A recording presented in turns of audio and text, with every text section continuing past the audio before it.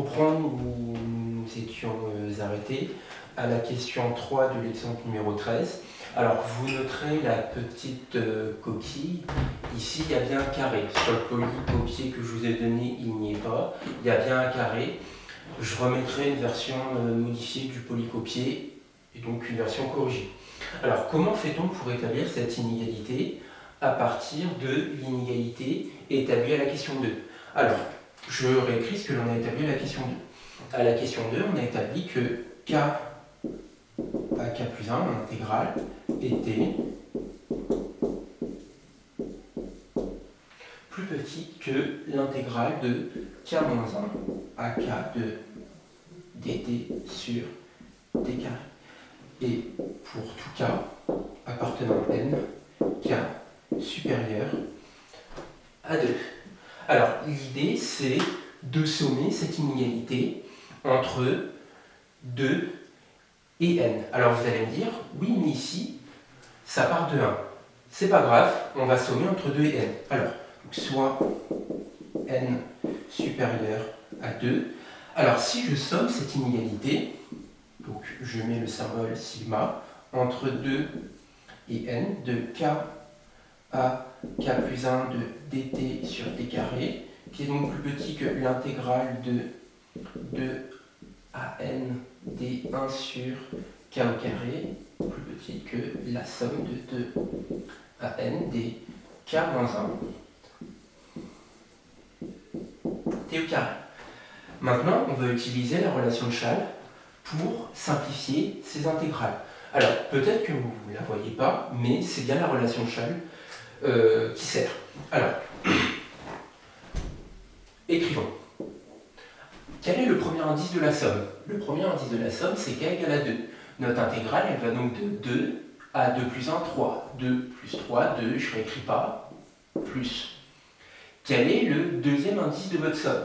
Le deuxième indice de votre somme, c'est lorsque k est égal à 3. Lorsque k est égal à 3, vous avez l'intégrale de 3 à 4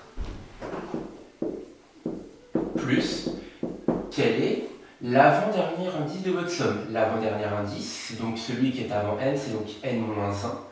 Donc votre intégrale va de n-1 à n. Et enfin, le dernier indice, c'est lorsque k vaut n, vous allez donc de n à n plus 1.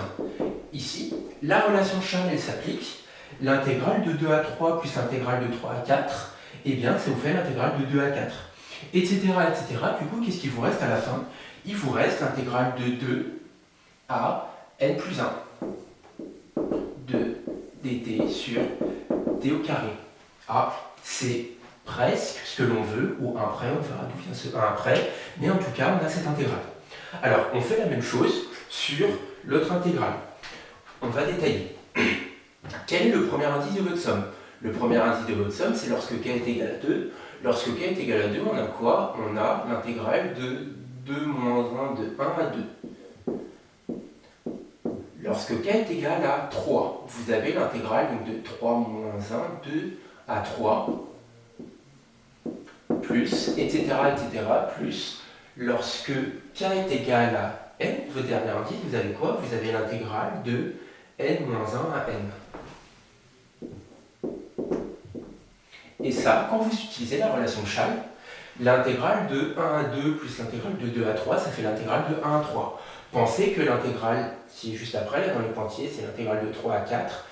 L'intégrale de 1 à 3 plus l'intégrale de 3 à 4, c'est l'intégrale de 1 à 4, etc. Que vous reste-t-il à la fin? L'intégrale de 1 à n de dt sur t carré. Donc, toute cette partie-là, ça se simplifie. Et donc, il nous reste l'intégrale de 2 à n plus 1 de dt sur t carré, qui est plus petite que la somme de 2 à n des 1 sur k au carré, qui est plus petite que l'intégrale de 1 à n des dt sur t carré. Alors maintenant, pour terminer le résultat, c'est-à-dire pour faire en sorte que la somme parte de 1, que nous manque-t-il? Lorsque k est égal à 1, que vaut ces termes-là? Eh bien, ça vaut 1 sur 1 au carré, ça vaut 1. Donc, autrement dit, ce que je fais dans cette inégalité, c'est j'ajoute 1 de chaque côté. Donc 1 plus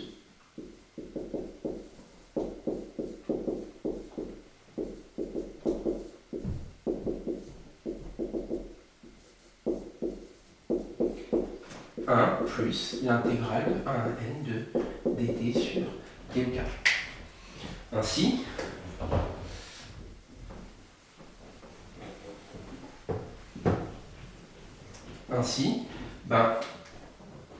que vous reste-t-il ici? Cette somme-là, c'est la somme de k égale 1 à n d 1 sur k au carré. Pourquoi? Lorsque k est égal à 1 dans cette somme, vous avez 1 sur 1 au carré qui est égal à 1, vous avez donc cette partie-là. Et donc, ça vous permet de terminer la question. On passe à la question d'après, qui est la question 4. Rappelez pourquoi la série des 1 sur n au carré converge. Eh bien, tout simplement, c'est une série de Riemann avec alpha qui est égal à 2, qui est plus grand que 1. Rappel, les séries de Riemann, ce sont des séries qui sont de la forme 1 sur n alpha au carré. Et cette série, elle converge si et seulement si alpha est plus grand que 1. Donc, pas de problème, on reconnaît une série de Riemann, du coup, ça nous assure la convergence. Et enfin, la question 5. Alors, question 5, montrer que l'on a ça. C'est-à-dire, si vous faites le lien entre le résultat obtenu à la question 3 et la question 5, eh bien, le but, c'est, dans cette inégalité, on va devoir faire tendre n vers plus l'infini. Alors, pour faire tendre n vers plus l'infini, avant de le faire, on va calculer les intégrales qui sont en présence. Alors, on l'a vu tout à l'heure, une primitive de t donne 1 sur t au carré, sur R plus étoile, c'est t donne moins 1 sur t, donc 1 plus moins 1 sur t entre 2 et n plus 1, qui est plus petit que... Bon, on va écrire cette somme. Cette somme, on ne peut rien y faire. Pareil, ici, je calcule cette intégrale. Pour calculer cette intégrale, je cherche donc une primitive de t donne 1 sur t au carré entre 1 et n. Et donc, moins 1 sur t entre 1 et n. Et là, on n'a plus qu'à calculer les différents termes. 1 moins 1 sur n plus 1. Moins par moins, ça fait plus 1 demi, qui est donc plus petit que la somme de 1 à n des 1 sur k au carré. Là, pareil, 1. Lorsque je remplace t par n, ça me fait moins 1 sur n. Et lorsque je remplace t par 1, ça me fait moins 1, donc 1. Et là, vous remarquez donc que vous avez 1 plus 1 demi, ça fait 3 demi, moins 1 sur n plus 1.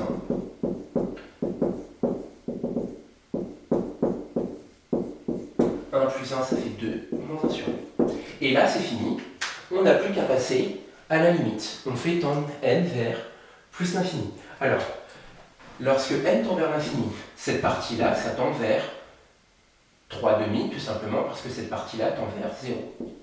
Ça, on vient de le voir, ça tend vers la somme de la série, donc la somme des 1 sur k au carré, tout simplement parce qu'on a justifié que la série convergeait, c'est la question 4, on avait reconnu une somme de Riemann. Et enfin, ici, on reconnaît, enfin tout ça, ça tend vers 2, tout simplement parce qu'un sur n tend vers 0. Donc le tout tend vers 2. Comme on a des inégalités larges, on sait que par passage à la limite, les inégalités larges sont conservées, du coup, on a bien l'encadrement souhaité. Et donc, ça nous termine l'exemple. On passe à la proposition d'après, qui est donc un théorème de comparaison. Donc, non, pardon, autant pour moi, on passe à des exemples fondamentaux. Donc, on va à la proposition qui est juste après. Alors, ces exemples fondamentaux sont donc à connaître, c'est-à-dire qu'il faut connaître et la convergence et le calcul. Donc, le premier, ça concerne donc ce type d'intégrale. Alors, cette intégrale, elle converge si et seulement si alpha est plus grand que 1. Peut-être que ça vous fait rappeler les sommes de Riemann, vous remarquez que c'est le même critère, c'est normal, c'est lié. Et plus grand que 1, et bien l'intégrale elle vaut 1 sur alpha moins 1.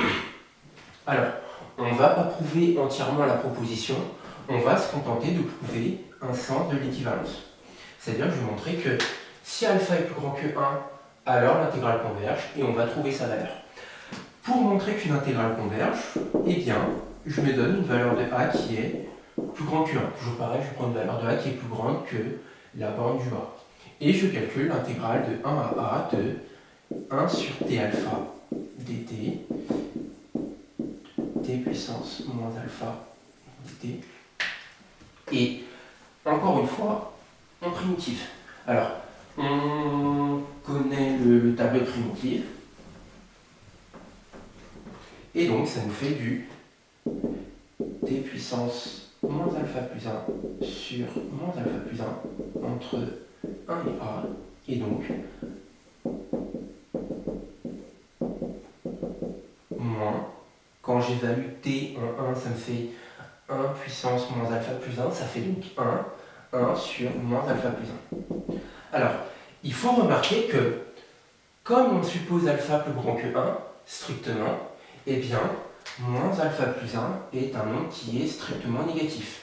Ainsi, limite de a puissance moins alpha plus 1, lorsque a tend vers l'infini, c'est égal à 0. Car c'est fondamental, moins alpha plus 1 est négatif. Donc, tout ça, ça tend vers quoi? Lorsque a tend vers l'infini, eh bien, ça tend vers moins 1 sur moins alpha plus 1. Autrement dit, lorsque je passe le moins au dénominateur, 1 sur alpha moins 1. Et donc, on a bien prouvé la convergence de l'intégrale, tout simplement parce qu'on a trouvé une limite finie, et en plus, on a calculé sa valeur. Alors, on ne va pas faire la réciproque, on va passer aux intégrales du type exponentielle.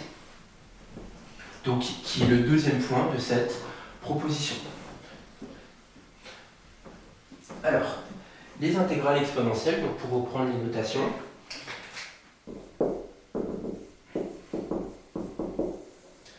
cette intégrale, elle converge chez seulement si alpha positif. Encore une fois, on ne va pas faire la preuve entièrement, on va seulement prouver que si alpha est positif strictement, alors l'intégrale converge et on va donner sa valeur. Alors, soit a positif, eh bien je vais calculer l'intégrale de 0 à a de e de moins alpha t dt. Alors, ça primitive, on est dans le tableau, et donc on est de la forme 1 sur moins alpha, e de moins alpha t,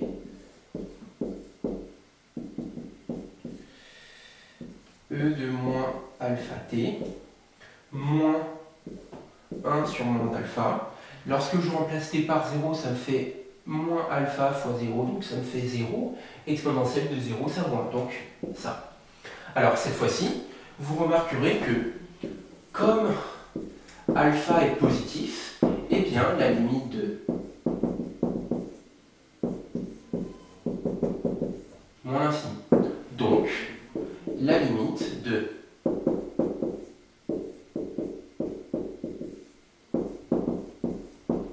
moins par moins, ça fait plus, c'est égal à 1 sur alpha. Oui, pourquoi? Alpha est supposé positif. Moins alpha est donc négatif. Donc, la limite de lorsque a tend vers plus l'infini de moins alpha a, c'est moins l'infini. Par composition, lorsque l'argument tend vers moins l'infini, l'exponentielle tend vers 0. Donc, toute cette partie-là disparaît, et donc il nous reste le 1 sur alpha. Ainsi, l'intégrale, elle converge, tout simplement parce qu'on a trouvé une limite finie à la fin, et quelle est sa valeur? La limite que l'on vient de trouver, 1 sur alpha. Et cette fois-ci, on passe au théorème de comparaison. Alors, ces théorèmes de comparaison vont sûrement vous rappeler les théorèmes de comparaison que l'on a vus